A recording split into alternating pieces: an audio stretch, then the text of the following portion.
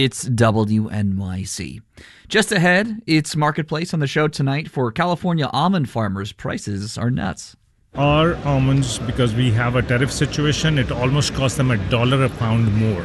So our product is about $3 a pound. When you're paying $1 or more, that's a pretty substantial disadvantage.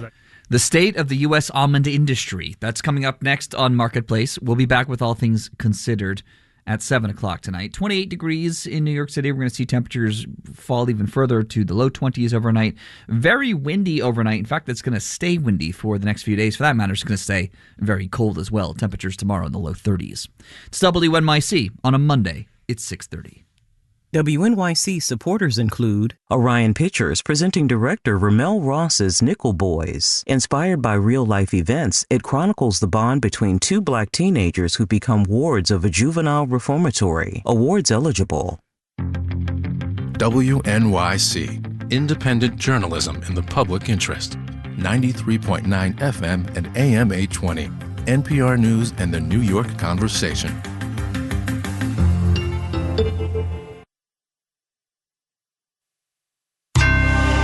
Marketplace is supported by Clear Channel Outdoor, offering a nationwide network of billboards and data solutions that help businesses build brand awareness and influence consumer behavior. Billboardsforbusiness.com. On the program today, a little budget math, the housing inheritance, and the T word. From American Public Media, this is Marketplace.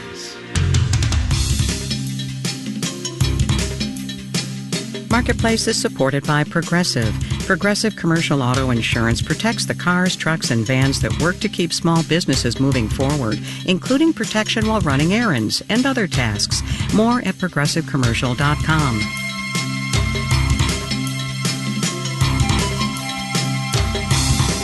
In Los Angeles, I'm Kai Rizdal. Monday today, January 6th. Good as always to have you along, everybody. The 119th Congress is, as you know, seated and getting about the business of governing. Republicans in control of both chambers are figuring out the best way to get done what they want to get done, including, right near the top of the list, taxes, extending the 2017 tax cuts, to be precise. It's important to note here that no matter what you hear from the GOP, no tax cut in the history of tax cuts has ever paid for itself. So how to massage the math on a tax package the Congressional Budget Office and other outside groups figure is going to add something like $4 to $6 trillion to the deficit over 10 years. That math is of interest. And as Marketplace's Kimberly Adams reports, to get us going, some want to convince the CBO at least to change the way it makes its calculations. One way to make an expensive piece of legislation look cheaper, on paper at least, is something called dynamic scoring. See, normally when the Congressional Budget Office is scoring the cost of legislation, CBO takes into account how individuals would respond to policies, but they don't take into account the effect on the larger economy. Chris Towner is with the Washington think tank, the Committee for a Responsible Federal Budget. But the way that tax cuts especially work, and especially changes to tax policy that are very large, is they do affect the broader economy quite a bit. And so groups like the Republican House Freedom Caucus want estimates of economic growth to be factored in as well, offsetting some of the cost. Philip Rocco teaches political science at Marquette University. Dynamic scoring is a way of estimating the costs of tax cuts by taking into account the feedback effects that tax cuts have on the economy. The problem with this strategy, argues Rocco, is that if politicians still don't like the number that comes out, they'll complain the scoring wasn't dynamic enough and still dismiss the cost. Another way to change the price tag on a bill? Act like it doesn't have one by asking the CBO to base its estimate on what current policy is versus what the law says it will be. Members of Congress who are about to vote for legislation that would make deficits bigger don't want to admit that. Former CBO Director Douglas Elmendorf, who now teaches at Harvard, gets why this is attractive. If they can get CBO to produce some report that sort of calls a big number a small number or zero, then that avoids their having to admit publicly that what they're doing is making the deficit bigger. But he says it's risky for Congress to push the CBO to change its math just because they don't like the numbers. In Washington, I'm Kimberly Adams for Marketplace. On Wall Street, to open the first full week of the new year, tech was the place to be. Chip stocks in particular, NVIDIA, if you really want to get granular. We will have the details when we do the numbers.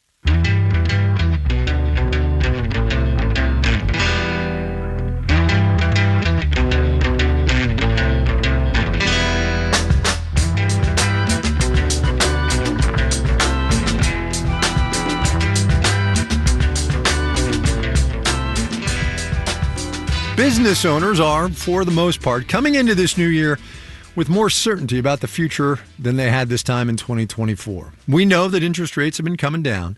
We know inflation has cooled. And we know who's going to be in the White House. But there is still uncertainty aplenty. Consumers are fickle. That we also know. Supply chains and inventories can be challenging. And for us today, real property costs, rents, and leases are going to come up for renewal at some point in the next 12 months. Justin Ho has reported for us on businesses that manage that uncertainty over their leases and rents by owning the spaces in which they operate. But for a lot of small businesses, buying a building simply is not an option. So, Justin spoke with some business owners who rent about how they've been making the most of their leases.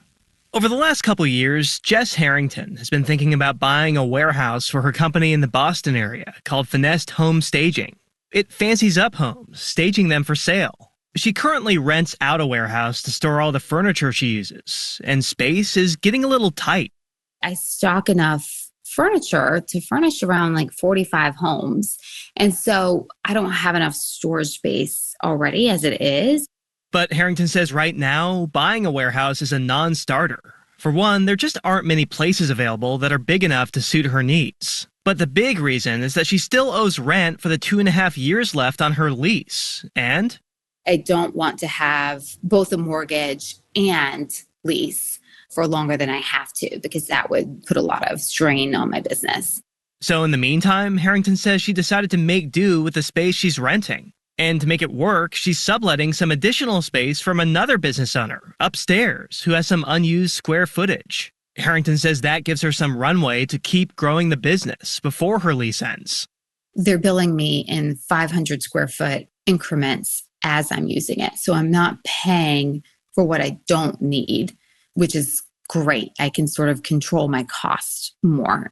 Business owners who rent their spaces also have to decide how much they want to invest in them. Marcia St. Hilaire Finn is president of Bright Start Early Care and Preschool in Washington, D.C. Her business has 4 locations, 3 of them in rented spaces. And right after she signed those leases, she made some serious upgrades. At one of her locations, we had to put sinks in there. There were no sinks in the classroom. We had to put cabinets. We had to change the flooring. We had to put washer, dryer, dishwasher. So pretty much we really had to do a total renovation on it. Part of that was simply to make the space daycare compliant.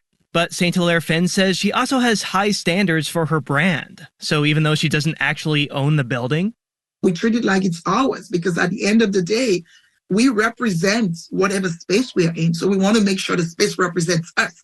St. Hilaire Finn says pouring hundreds of thousands of dollars into upgrading a rented space also gives her some leverage with her landlord. She says when she signed her leases, she asked her landlords to give her concessions, including several months of free rent. And most of the landlords have, because they know for them, it adds value. So they put in some and you put in some. So both parties are happy. That said, many landlords are under a lot of pressure right now to raise rents, says Tom Taylor, head of research at TREP, a commercial real estate analytics company. You know, real estate taxes are up, property insurance way up, like way up, especially in certain coastal communities. Utilities are up, labor costs are up. TREP found that in many parts of the country, including the West Coast, New England, and the coastal South, rents on retail spaces have been rising. Ken Giddin, co-owner of Rothmans, a men's clothing store chain in the New York City area, says where he is, higher rents are a given. If you're in a retail spot that you like, you're obviously there because you think things are going to get better there, and you think that you can build a business there. And if that's the case, it is highly, highly unlikely that the price of that space is going to go down. It's going to go up over time. Giddin says there are ways to plan around rent hikes, Last year, he signed a 10-year lease on his Manhattan location. Giddens says long-term leases like that often come with scheduled rent hikes every 3 years or so. But that's something he can anticipate. If you know that your rent is going to be, 5% higher in 3 years, you can plan for that. It's all about having the numbers in front of you and figuring out whether you can still make money at these higher prices.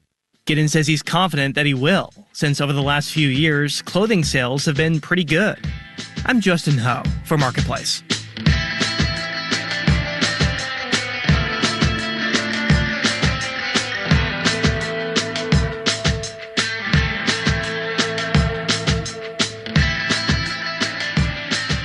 The holiday season is behind us, and for retailers, it was a pretty good one overall. Early data from MasterCard shows spending in November and December was up 3.8% over a year ago. Something else that was on the rise? The use of artificial intelligence in retail. Salesforce says AI influenced nearly 20% of all holiday purchases this year, and that we human consumers used AI-powered consumer service chatbots 42% more than we did a year ago. Marketplace's Samantha Fields has more on that one. I don't know about you, but I have yet to interact with a chatbot I actually found helpful. Katie Thomas at the Kearney Consumer Institute says even though there are more of them, she thinks some have actually been getting worse. Like, people are forcing the use of AI, but it's not that conversation, that dialogue where it's supposed to be input and iterative. We're in the age of AI, and retailers, like people in most other industries, are scrambling to figure out how to use it to their advantage and not get left behind. Everyone is trying to use it more. There are lots of ways better AI could benefit retailers and customers, Thomas says. For customers, the ideal use case is, I'm looking for a black dress. Okay, what kind of black dress? And really have a dialogue and go back and forth. And have the AI chatbot help you find something that fits what you're looking for. But Thomas says we're not quite there yet. Most retailers are still experimenting with newer uses of the technology. Christian Beckner at the National Retail Federation says 2024 was a big year for that. We've definitely seen an increase in their use of AI across a variety of applications. Not just chatbots and other customer-facing technology, but also behind the scenes for things like preventing fraud and optimizing the returns process. Some estimates are upwards of $25 billion a year that retailers globally are spending on AI tools and services. So definitely a big area of investment where retailers are seeing an opportunity to better serve customers, to be more efficient in their operations. But Beckner says it's still early to really know how much value they're getting so far. And Sonia Lipinski at Alex Partners says for retailers who are not particularly tech-savvy, there are so many options and shiny objects that they could deploy. It's really hard for them to kind of get to the root of where they should start. So far, where she's seen AI benefit retailers the most is in those less flashy behind-the-scenes uses, helping with pricing and inventory, and actually personalizing and targeting emails and ads to customers. I'm Samantha Fields for Marketplace.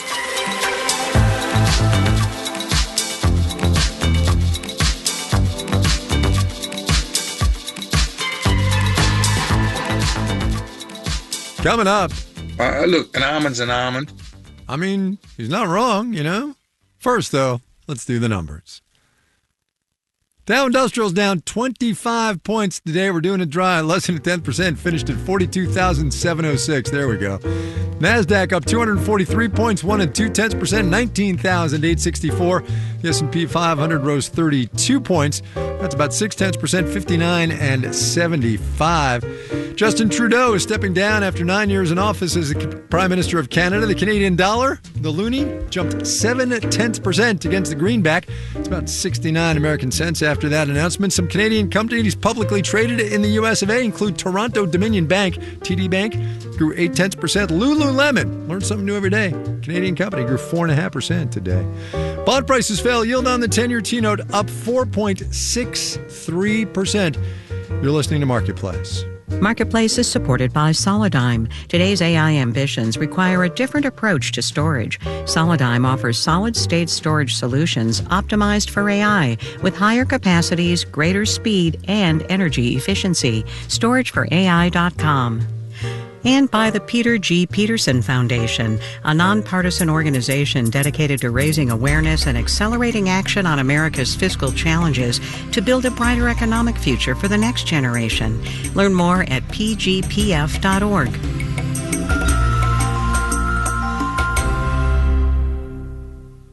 Support for WNYC comes from the John S. and James L. Knight Foundation, helping public radio advance journalistic excellence in the digital age. The Knight Foundation believes informed and engaged communities are essential for healthy democracy. More at kf.org. On the next All of It, comedian Roy Wood Jr. has a new CNN comedy news show and a new Hulu special. It's called Lonely Flowers, and it tackles how our lack of connection has sent society into a downward spiral. But I promise it is very funny. He joins me in studio to discuss. Plus, a live in-studio performance from Grammy-nominated jazz pianist Orrin Evans. I'm Allison Stewart. Join us for All of It weekdays at noon on WNYC. You're listening to Marketplace on WNYC. In the 7 o'clock hour of All Things Considered, under pressure from voters and his own members of parliament, Canada's Prime Minister Justin Trudeau announced today that he'll step down. We'll hear more about Trudeau's political legacy and more at 7. This is Marketplace. I'm Kai Ryssdal. The political news of this Monday, of course, is that nothing unusual happened in the Capitol building in Washington, D.C. today. Just what is supposed to happen according to law. The early economic news of this Monday featured the same protagonist, reporting by the Washington Post that advisors to the president-elect are pushing tariffs of a more limited scope than what the president-elect himself has been promising. Said president-elect later called the story fake news, but the market reaction was very real. The currency markets in particular, which saw the U.S. dollar take a solid hit. But why? Marketplace's Elizabeth Troval has today's explainer. When we talk about the complexities of global trade, we have to consider trade balance. Exports and imports, there's some accounting math involved. Your trade balance is going to be equal to the difference between domestic savings and domestic investment. That's Chris Michener with Santa Clara University. We really don't have time to get into the algebra of it all, but here's how that global economy math plays out when it comes to tariffs and currency. A tariff, it's going to raise the U.S. dollar price of, say, something like Chinese goods inside the U.S. But what simultaneously is going to happen is the U.S. dollar is going to strengthen against the RMB, the Chinese currency. Because the price of the dollar adjusts quickly to any signals on where tariffs are headed. News of lower tariffs means a lower dollar. News of higher tariffs, like on China, means the RMB is going to look cheaper in U.S. dollar terms. So the U.S. dollar is going to appreciate to partly offset the direct impact of that tariff. And the U.S. dollar getting stronger can be good for U.S. consumers, says Olivier Jean with Johns Hopkins University. Because it reduces the price of imports. Just like it's good for U.S. tourists who travel abroad when the dollar is strong. So who is this bad for? It's not a good thing if you are working for the export sector. A stronger dollar compared to other currencies means that other countries will need more of their currency to buy U.S. products, says Colin Ward with the University of Alberta. And exports should go down because it's more expensive for, say, European firms to buy U.S. goods. So the deficit should get worse. So on the macro level, he says, if the goal is to reduce the U.S. trade deficit overall, a stronger tariff-supported dollar doesn't actually help. I'm Elizabeth Troval for Marketplace.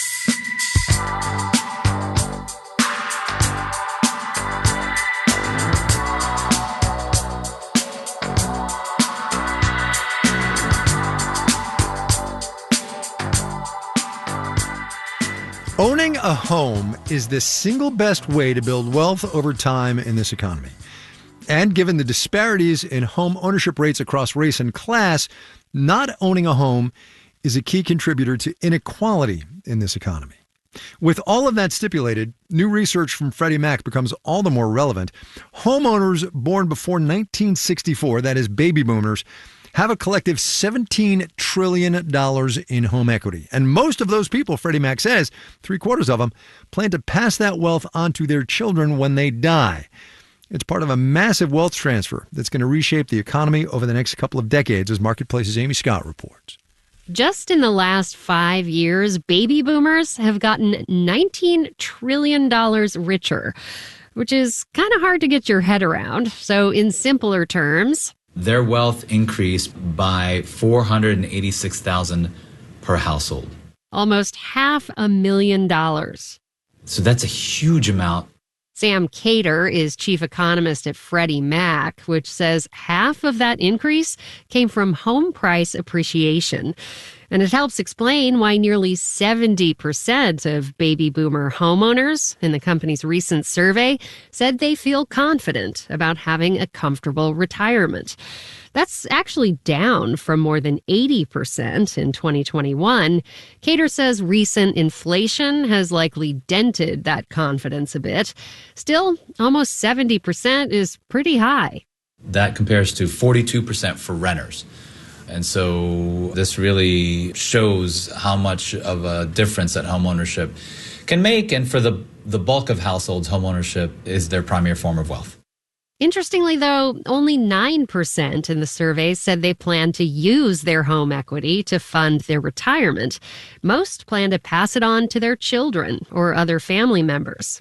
And that, says Lena Zhu, a researcher at the Urban Institute, could perpetuate inequity in our society. While more than 82% of older white households own their home, less than 60% of older black households do.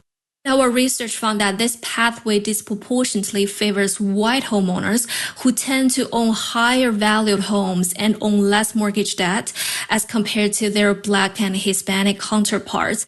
Zhu says people who receive an inheritance are more likely to become homeowners themselves and have wealth to pass on to their heirs. A cycle she says will continue without policies to support more equitable access to homeownership and other opportunities to build wealth. But children of homeowners shouldn't count on a windfall. So I'm a retirement security expert as an economist, and the first thing I tell younger people is please do not look at your parents as your retirement plan. Jason Fichtner is chief economist at the Bipartisan Policy Center. He says people are living longer while Social Security is running out of money and traditional pensions are vanishing. Even if baby boomers plan to pass on housing wealth to their heirs, Fichtner says they might need it. Let's just make up a number. If someone's sitting on a $250,000 house and it's paid off and they get into their 80s and they need long-term care can cost $10,000 a month right now. The trouble is, unless that person sells their house, it can be hard to tap into that wealth. Alicia Monell is a senior advisor at the Center for Retirement Research at Boston College. It's very frustrating in the sense that it's a big source of wealth. It could be helping the older generation itself to live more comfortably.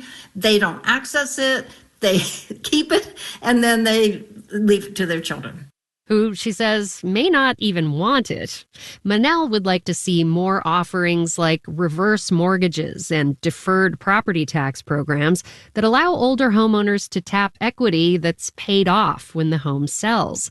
And yet Manel says she plans to leave her house to her children. Because I don't want to move, right? And so they're just going to have to clean things out. Lucky them. I'm Amy Scott for Marketplace.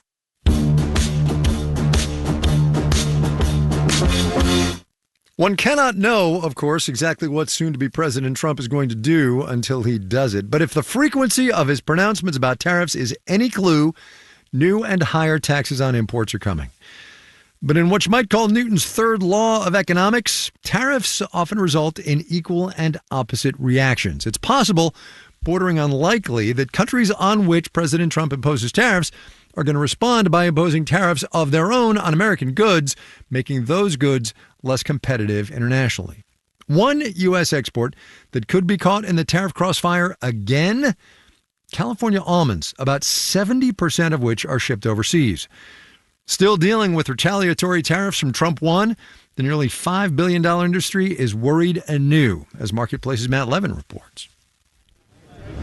The largest almond convention in the country takes place every December in Sacramento, California, which makes sense. There's really only 5 almond growing regions on the planet. and California's Central Valley produces about 75% of the global crop.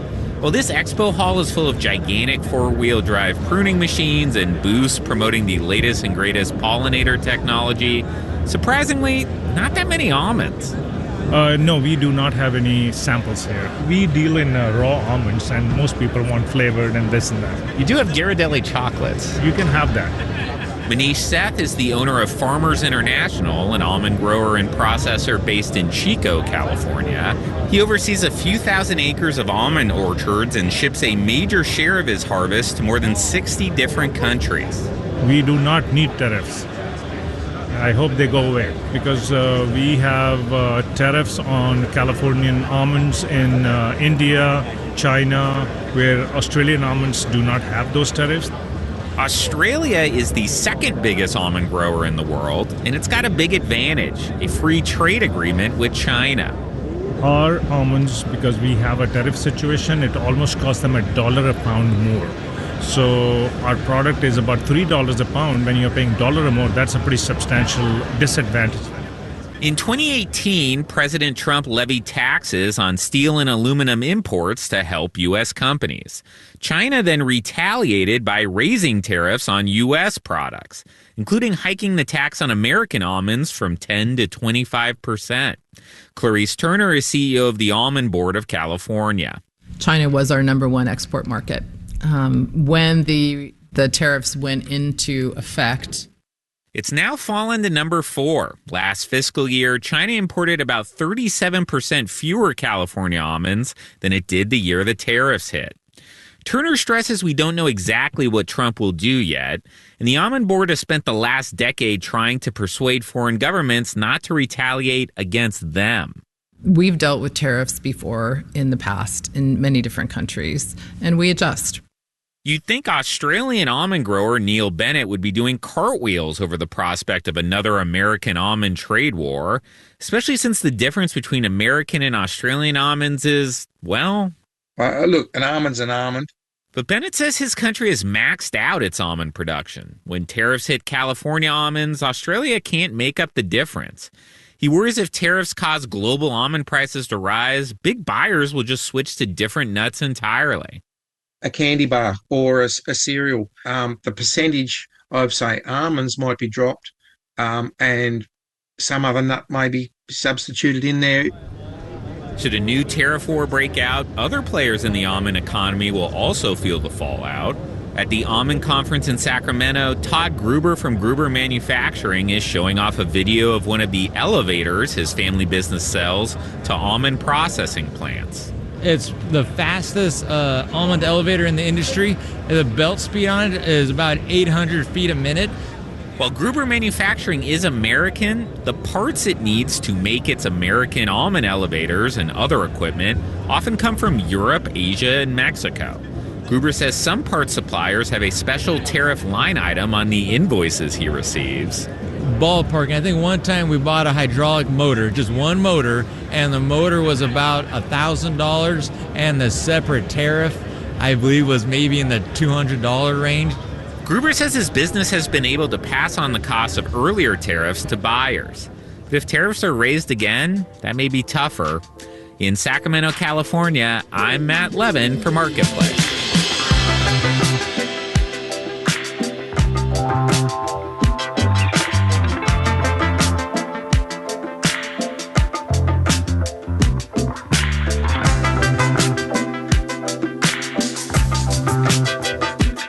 Marketplace is supported by Bitwarden. Making an enterprise password manager a business investment priority can strengthen workplace security and make the most of IT budgets in the new year. Learn more at bitwarden.com. This final note on the way out today, which comes with the observation that Friday is going to bring us the December unemployment report.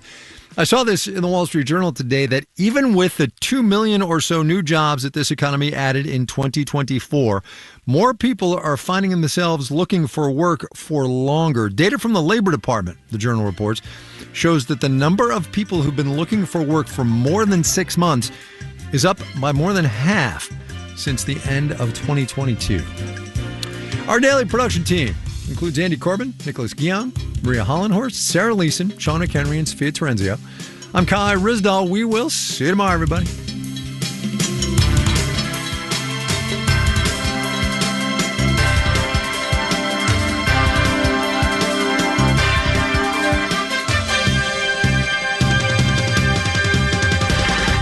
This is APM. WNYC is supported by National Geographic Documentary Films presenting Sugar Cane.